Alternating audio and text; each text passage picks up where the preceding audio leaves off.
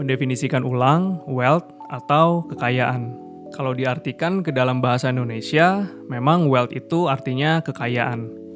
Tapi ada satu definisi yang paling saya suka, itu dari Morgan Housel, penulis buku The Psychology of Money. Dia menyatakan bahwa wealth itu atau kekayaan adalah uang yang tidak kita belanjakan. Jadi cukup jelas ya bahwa uang yang nggak kita belanjain itu disebutnya kekayaan. Karena kalau kita lihat sekarang, banyak orang salah mendefinisikan bahwa kaya itu barang yang dia belanjakan dengan harga mahal, dengan barang mewah, dan itu disebut kekayaan.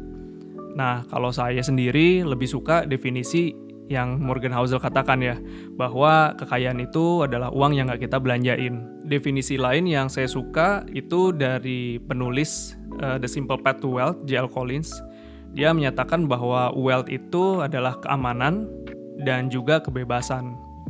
Kalau keamanan ini mungkin sifatnya lebih kayak kita punya keamanan ya. Ketika kita punya tabungan atau punya kekayaan, kita punya keamanan misalkan kayak seperti emergency fund. Kita punya keamanan untuk menghandle kejadian-kejadian yang tiba-tiba datang kepada kita. Untuk poin kebebasannya, memang J.L. Collins itu merefer kepada financial independence ya, di mana dia punya kebebasan untuk menentukan apakah bisa kerja atau nggak kerja dulu untuk sementara waktu.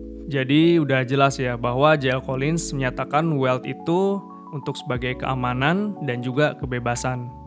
Nah, dua definisi ini yang tadi Morgan Housel dan juga J.L. Collins yang dipakai saya sebagai landasan definisi dari wealth atau kekayaan. Kenapa definisi ini itu penting ya? Karena ketika kita bisa tahu definisinya, contohnya kayak saya bisa lebih baik lagi dalam hal menabung karena setelah tahu definisinya bahwa wealth itu bukan satu hal yang kita belanjakan, ya berarti adalah yang kita tabung.